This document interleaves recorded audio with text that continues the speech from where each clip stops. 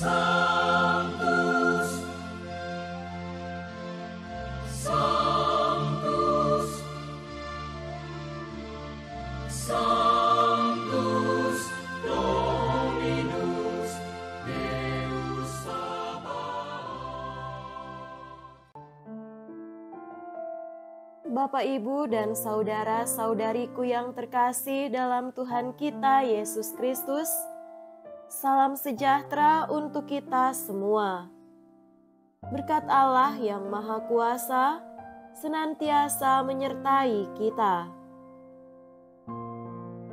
Hari Jumat tanggal 4 Agustus tahun 2023 adalah peringatan wajib Santo Yohanes Maria Vianney, Imam. Yohanes Maria Vianney lahir di desa Dardilly, dekat kota Lyon di Prancis, pada tanggal 8 Mei tahun 1786. Kedua orang tuanya hidup dengan sederhana, namun menunjukkan teladan hidup Kristiani yang kuat kepada Yohanes. Ia sering dianggap remeh karena kelambanan dan kebodohannya. Namun, hal itu tidak membuatnya patah semangat. Dengan doa dan kerja kerasnya, ia mulai berkembang perlahan-lahan sehingga dapat menamatkan pendidikannya sampai di seminari tinggi. Kehidupan rohaninya lah yang membuat ia ditahbiskan menjadi seorang imam pada usia 30 tahun. Yohanes pun ditempatkan di sebuah paroki terpencil dan terbelakang di Prancis, yaitu paroki Ars. Di sanalah ia membuat pembaruan yang begitu besar bagi paroki kecil ini. Begitu banyak orang yang datang bahkan dari luar Ars untuk mengaku dosa kepada pastor ini karena kesalehan dan ketajaman kata-katanya. Ada kalanya pastor ini tinggal 18 jam sehari untuk mendengarkan pengakuan dosa. Ia pun dikaruniai karisma untuk mengetahui berbagai hal sebelum terjadi. Yohanes Maria Vianney mendampingi umatnya di Ars sampai maut menjemputnya pada tanggal 3 Agustus tahun 1859. Pada tahun 1925, ia dinyatakan sebagai santo oleh Paus Pius ke-11 dan diangkat sebagai pelindung surgawi bagi para pastor paroki.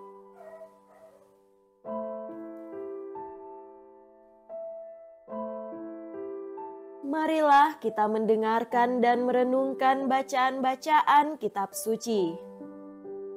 Bacaan pertama dari kitab Imamat bab 23 ayat 1 dilanjutkan dengan ayat 4 sampai 11, ayat 15 sampai 16, ayat 27 dan ayat 34b sampai 37.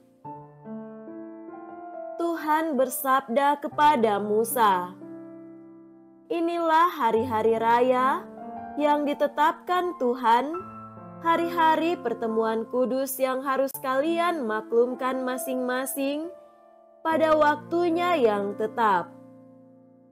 Dalam bulan pertama, pada tanggal 14 bulan itu, pada waktu senja, adalah Paskah bagi Tuhan. Dan hari yang ke-15 bulan itu adalah hari raya roti tidak beragi. 7 hari lamanya kalian harus makan roti yang tidak beragi. Pada hari yang pertama, kalian harus mengadakan pertemuan kudus.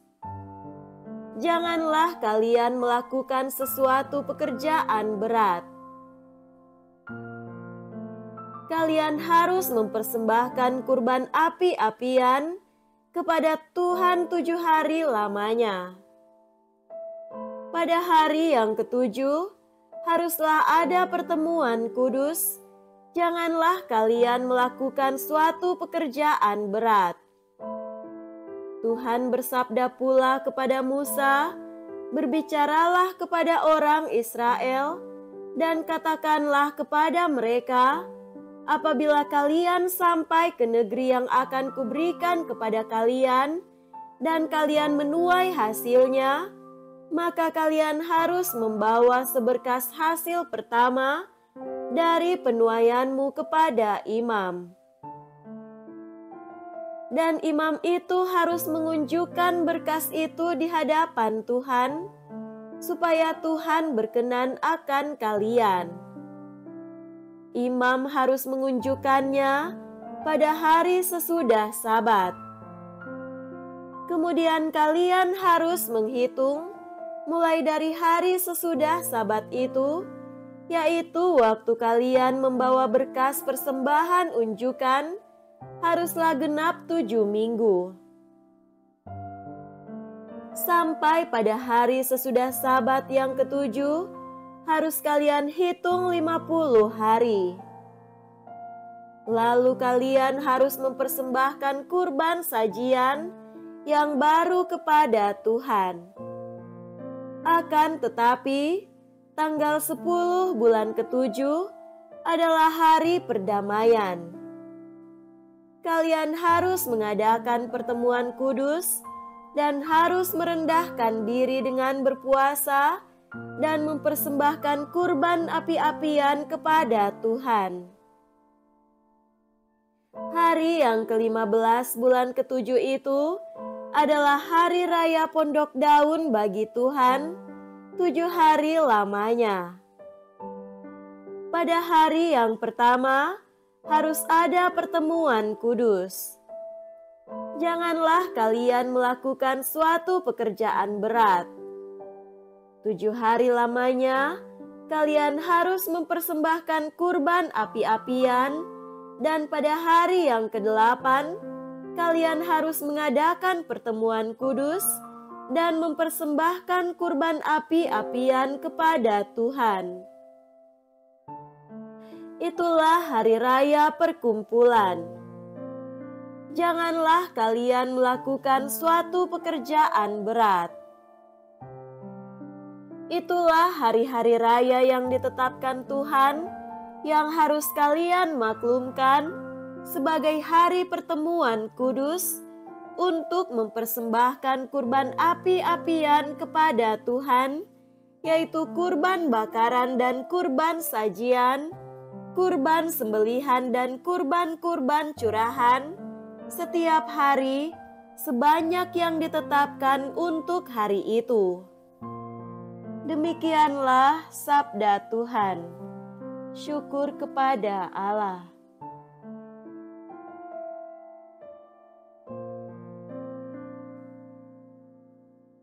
Semoga Tuhan beserta kita sekarang dan selama-lamanya. Inilah Injil suci menurut Matius. Dimuliakanlah Tuhan. Injil Matius bab 13 ayat 54 sampai 58. Setibanya di tempat asalnya, Yesus mengajar orang-orang di situ di rumah ibadat mereka. Maka takjublah mereka dan berkata, "Dari mana diperolehnya hikmat itu dan kuasa untuk mengadakan mujizat-mujizat itu? Bukankah ia ini anak tukang kayu? Bukankah ibunya bernama Maria dan saudara-saudaranya, Yakobus, Yusuf, Simon, dan Yudas? Dan bukankah saudara-saudaranya perempuan semuanya ada bersama kita? Jadi dari mana diperolehnya semuanya itu?" Lalu mereka kecewa dan menolak dia. Maka Yesus berkata kepada mereka, "Seorang nabi dihormati di mana-mana, kecuali di tempat asalnya sendiri dan di rumahnya." Dan karena ketidakpercayaan mereka, tidak banyak mujizat diadakannya di situ. Demikianlah sabda Tuhan. Terpujilah Kristus.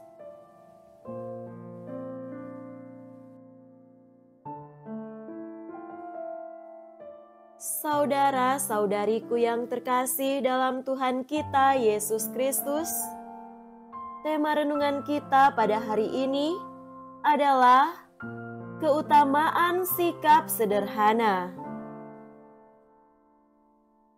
Orang dunia ini tak mau dianggap remeh, maunya dianggap tenar, populer, hebat, terampil, ahli dan kompeten, serta bermutu, ditambah bergelar tinggi. Jika itu bukan hal-hal tak kelihatan, maka sudah pasti orang dunia juga mau yang serba kelihatan, seperti kekayaan, kepunyaan dan kepemilikan, serta banyak uang. Orang dunia tak mau jika dikatakan miskin, apalagi melarat. Akibatnya, atas cara tak sah dan cara yang tak benar sekalipun, orang dunia berusaha keras mengejar semua harta duniawi dan keahlian agar membuat mereka dipandang berkelas dalam pelbagai bidang. Yesus mengajarkan kita bukan untuk menjadi tinggi hati, tetapi rendah hati. Siapa yang ingin menjadi pemimpin, hendaknya ia menjadi pelayanmu. Barang siapa ingin menjadi yang terbesar, hendaknya ia menjadi yang terkecil. Saudara terkasih, Santo Yohanes Maria Vianney yang kita peringati pada hari ini adalah saksi iman akan kesederhanaan dan kekecilannya. Ia bukanlah seorang imam yang cerdas, bahkan hampir tidak diterima untuk ditahbiskan menjadi imam. Tapi dia sederhana dan rendah hati, baik hati dan suci. Karena itu ia tidak ditugaskan untuk melayani di paroki-paroki besar, tetapi karena kesederhanaannya, ia ditempatkan di paroki yang amat kecil. Ia bekerja sebagai pastor paroki. Dia menjadi terkenal bagi banyak orang pada waktu itu dan mempertobatkan begitu banyak orang. Orang awam datang kepadanya untuk pengakuan dosa, tak terkecuali imam dan uskup. Bus menuju Ars, di mana dia berada, meningkat pesat jumlahnya, dan hotel-hotel di sekitar tempat itu dibangun hanya untuk menampung orang-orang yang datang kepadanya. Pastor ini seperti tak malu dipandang kecil, seperti Yesus yang tak diterima di kampung halamannya. Seperti Yesus, tergerak hatinya untuk kebutuhan banyak orang, ia melayani tanpa mengeluh, tak kenal lelah, melayani banyak orang seperti domba tanpa gembala, walaupun hampir tak mendapatkan waktu untuk beristirahat. Tetapi kesederhanaannya lah, bukan kecerdasannya, yang mempertobatkan orang. Hanya kerendahan hati dan kesuciannya yang mengubah hidup orang-orang pada zaman revolusi Prancis yang tidak beragama. Dunia diubah dan dipertobatkan bukan karena popularitas, ketenaran, dan kemegahan. bukan karena kehebatan dan kekayaan kita, bukan juga karena kecerdasan, tetapi karena kerendahan hati, kesederhanaan, dengan menjadi pelayan bagi sesama kita. Marilah kita memohon kepada Tuhan untuk memberi kita semangat kesederhanaan untuk hidup kita setiap hari. Semoga demikian. Amin.